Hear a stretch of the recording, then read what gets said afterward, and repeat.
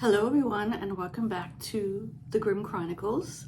I'm pretty sure this is episode 32 for the week since last Tuesday. And so I'm in this kind of pre-semester mode. Everything is kind of getting all my ducks in a row to go back to teaching. And it's just, I think partly because I'm only in quotes a teaching professor, so I don't have the research component. The distinction between the time between semesters is more apparent to me. I'm not as busy, I just am not. And that's nice. And I enjoy that.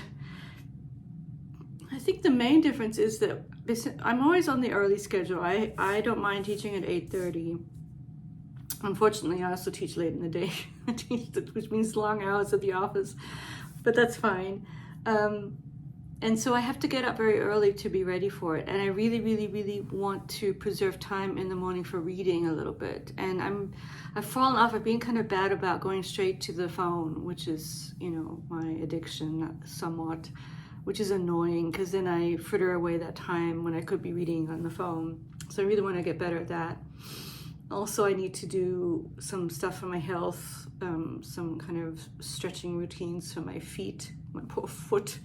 Anyway, so my whole life will change in the sense that I will have to get up very early, and then the whole day will be spent working at school. And then on the other days, the days I don't teach, Tuesdays and Thursdays, I'll get ready to do the same thing. And I'm pretty sure I kind of almost over prepare my classes because I like to be ready for having a good kind of class. I want to do a good job, and since that's what they pay me for, I spend a lot of time refining the lesson plans, even if I'm teaching the same texts, because every class is different. And you're always kind of filing away at making things better. I always kind of spend some time on the PowerPoints and just what I'm going to say and what I'm going to go over with them. And it doesn't take, I have a feeling, so with fairy tales, that I taught it for the first time in a few years last spring. So now, I think the prep won't be that long. So that's good. It'll still be a little bit of putzing around and looking at it. And the other class won't be that bad. What will be kind of onerous this whole year is a lot of grading, because with the fairy tale class, you do have to grade their little reading journals that I have them write. And that is tedious. It's okay. You have to brace yourself for, well, this time I'll have 60 reading journals every time I assign it. And I haven't assigned that many, but enough to have me kind of glued to the computer, going through them and assigning the points, basically to distill whether they've read the text. That's all I want from the reading journals. So yeah, I'll have to kind of gird my loins for that. In terms of the reading, so what I wanted to do, my book that's taking forever, but I still don't care really, except for the fact that I keep talking to you guys about the same book, is the Theodore Fontane. And what I've tried to do, and I'm already a little behind, is read 10 pages a day, which should be nothing. Should be what I could do in the mornings instead of frittering away the time on the phone. And so I decided to go with 10 because hopefully some days I could do more, and then I would be, ahead. But for me, it does seem to work when I just have a little bit of assigned reading, and I can sort of read it in episodically. So this book, as you know by now, if you've watched any of the recent videos, so it's a long novel. How many pages? There's a few notes at the end. 600 pages. Almost exactly 600. But it's only from a few months. So 12 to 13, 1812. So the winter from 1812 to 18. So that's kind of an interesting, in terms of the timeline. It's very sort of honing in on a few months in a certain area, and also honing in very closely on this area of Germany, the area around Berlin, to the north of Berlin, basically Prussia. It's Prussia, pretty sure. But there's a lot of stuff about people from Prussia, like the one lady who hung out with the brother of Frederick the Great, and then there's another person in there who was connected to Frederick the Great's mistress, whose name I forget now, whom he had a long relationship with this one woman, and he had kids with her too. And they were even, there's this funny term, I think in English you say morganatic. They were married basically, but not officially. So in German they have the saying, I think they call it to the left hand, a marriage to the left hand. I don't really know that much about it. But anyway, this person was connected to her a little bit. And so it's almost like, it's a lot of history in here because it's connected to these people who actually were around. And I do think it's kind of interesting how it's a 600-page novel about a few months. And so there's a lot of kind of going back in time, going forward in time, and then so there's that. There's sort of projecting out forward, more back than forward. But then the main gist of the novel is people visiting with each other, so far at least, is people going to see other people and having dinners, and because it's Christmas time now, it's just after Christmas, and people coming to the group is sort of visiting with each other. And so now we've just been introduced to another brother and sister couple who are Polish, and who are friends with our main brother and sister, Levin and Renate. And it's pretty clear that both Levin likes the Polish sister, Katinka, and Renate likes the Polish brother. So there's that going, although they're just friends now, they're a friend group. And so that's what's happening. And it's just still a delight to read. I won't go into details about exactly what's happening this time, but I'm still really enjoying it, and I just apologize for being such a slow reader and taking my time with it, but that's just how I read. Also this week I didn't dip into the trashy formulaic mountain doctor novel that I have in my Kindle, because I'm having a hard time with reading on devices again. I really want books, and I'm addicted to actually turning pages in books, except for my audio, which is actually going quite well, in part because I'll show you. Sorry. I'll come back. I did get a copy of the book. I do like having these little bricks of the books, and even though I got it towards the end, so I'm this far along in the book, I've listened to all of this. Please don't ask me to tell you what happened, because it's complicated, as always. It's basically these two races, internecine, I can never say that word, internecine warfare. The tribes of Tista-Edu is one race, and then there's the people of Lether, they're humans. And one thing I really do like about fantasy, and this fantasy, is how, I think I said it before, how when people die and come back, they can come back in different ways. And I think that's kind of cool, and almost like, wouldn't that be interesting if we could do that? And there's one guy, he's actually kind of a sad figure. He's a tragic figure. Erickson's quite good at tragic people, because he's this young brother of the Tista-Edu who was killed, and he had this special sword that I don't quite understand. And so this race called the Tista-Edu, they're basically taller than humans, I think. Anyway, they have this extremely elaborate and complicated burial ritual whereby they put the corpses in wax and then put coins all over them. Do not ask me why. And then, so this guy, basically he died, and they did all of that, putting the wax even over the eyes. But then he comes back to life because of the sword. It's connected to the sword that he has. And he's kind of like a god, I guess. Sort of, not really. Anyway, but he does become the emperor of this race because of coming back, I guess. And he's very sort of, it's weird because he's still like this young, impetuous person stuck inside this corpse body with these coins. They're always mentioning the coins and the eyes that are sunken, and he has this armor of gold coins, and it's very strange, but I do kind of like it. I think it's cool.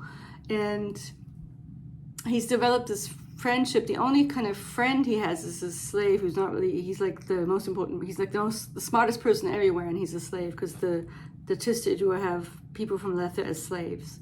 Anyway, it's good. It's all over the place, and I don't know exactly what's going on, but I know enough to I think I'm actually this is just gonna be my audio, although I have some ideas for my next audio, which I'll talk about in a minute. So I'll probably give it a break, but I'm really enjoying the series and I'm gonna keep with it because it's cool. And what I wanted to say, sorry, get to the point, is that I think I'm just gonna re-listen to them and hopefully even get more out the second time, which will take me a while too, but that's fine. It's just really while I do clean the litters basically and do work, wash the dishes. That's when I listen to this. What else? So the book that I've started, and I gave you a little snippet of it on a short video, is Thomas Bernhard. And I should have done my homework. I'm sorry, I didn't look much up about him. I know that he's this very well thought of Austrian writer. And to me, Austria in the 20th century is kind of an interesting place because of its history. It's one of these, now, as a German person, I don't want to be dissing Austria, but now its place in the world is somewhat diminished, let's face it. But the Habsburgs it was like the Austro-Hungarian Empire, this really, really big place, important, and so Germany had all its ups and downs, don't we know? But Germany, is kind of an important country now. I mean, for better or for worse. Austria, it's just a part of Europe. It's a small place. It's a beautiful country. It's just Austria. It's beautiful, and it's very. And the people, Austrians are different from Germans. Quite a lot, and a lot of it has to do with them being from this different place. Anyway, I'm just babbling. But he's one of the greats of 20th century German Austrian writing, and there probably is a difference in his language due to the fact that he's Austrian, but I can't pinpoint what it is. What I will say is that he's definitely doing something he's definitely sort of experimental, but in a sort of subtle way, in the sense that when you read this short book, which is kind of autofiction in the sense that I do think he was in this convalescing from an illness, a tumor that he had in his lungs, I think. But he's a convalescing person in this sort of sanatorium, and his friend is Paul Wittgenstein, the nephew of Ludwig Wittgenstein, the philosopher whose works I never was able to get into that much, too analytical for me. But anyway, so he's friends with Paul, and Paul is in the institution or the sanatorium, the neighboring one for people with mental issues, and he has probably depression, I think. We haven't actually met him yet in this short novel. Right now, the narrator it's hard to discern how congruent the narrator is with Bernhard. It's a voice, and it's expressing stuff that I still think there's quite a bit of fiction here going on. I don't think it's completely congruent because it doesn't read as a straight up autofiction. It reads like a novel, and the narrative voice is sort of annoying and pedantic and contradicts himself a lot. Like he'll go on in the beginning, he's going on about how awful doctors are, and sure, and then he turns around and kind of takes their side and says, well, the patients have to do something too. So it's as if he hates everyone. There's a misanthropic aspect to it, and he's not having a good time in the sanatorium because he's with other patients whom he dislikes, and he's kind of like grumpy, describing everyone in the place, and he's waiting till he can go visit his friend, and he's not well enough to do that yet. He tried to walk over there, but he couldn't do it because of his illness. And we're just at the point where he's told us how he was introduced to Paul through a common friend, a female friend, Irina. And it's hard to say why it's compelling, because it's really just strange. But it is compelling. It's something about there's an urgency to the prose here. And so the reason I read out made the little video is that his sentences are incredibly long and convoluted. And so they go on, and perhaps that's part of the allure, that you kind of get caught up in his strange prose. And he's always sort of making judgments on people that he kind of goes back on and I think he's trying to do something there he's trying to show how like saying what we mean isn't as easy as you think it is, or something, or how the language is sort of identifying him or characterizing him in a way that's not completely positive, because there's something annoying and pedantic about it. But I think it's on purpose. I think it's supposed to be the way, and it's almost as if you get the sense that he's writing that way so you'll see how annoying he is as a person. And so there's a level of self-reflection going on there. I'm not sure.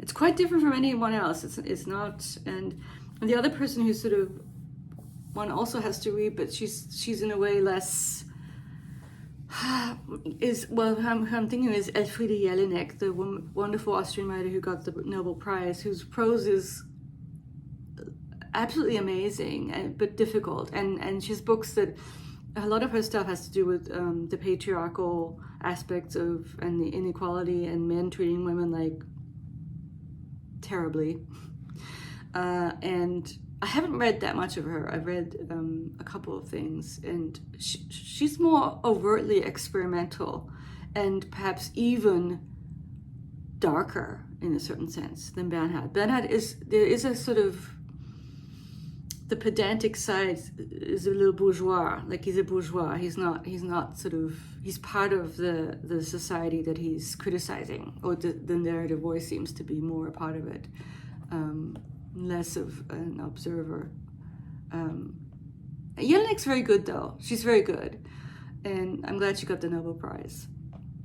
Let's see. So yeah, that's the book I'm reading, and I'm enjoying it, and I will try and do a bit more homework by next week. And to be honest, even though it's a short one, which is why I picked it, to be honest, so I would hopefully have something new to talk to you about, I'm going to try do my best, but I also kind of want to give myself a break and just be upfront with the fact that I'm so slow, and this may sort of foretell the end of the Chronicles. I mean, not that I'm going to stop. I'll probably keep coming on and talking a little bit but I don't know if I'll continue it. I think the completist aspect of wanting to finish out the year is still there, but I'm wondering if other venues may not be better, or I could just write about what I'm reading on Instagram, and there actually I like the idea of a blog. I know that some people have blogs, but although I don't know about the writing part, so we'll see. Maybe just fewer chronicles, not every week. I mean, one does not have to do that, and but we'll see. So I think that's what I have. I've been watching a few videos where people talk about I forget the name of the tag now, I'm not very well prepared, sorry. Talking about their foundational authors, their established authors, and who for them is up and coming. And I thought it was kind of interesting. And I was, of course, thinking about my foundational people, and I really couldn't limit it to 5. I found that very hard because, well, I mean, in my group, I'm not going to do the whole tag, but in my group, there are people who I consider sort of part of the group, but I haven't read enough to really have them in there. So how can I consider someone I haven't read very much foundational? It's as if it's an interesting tag, because it's like both connected to your own personal taste, but also who you think of, how you view the canon.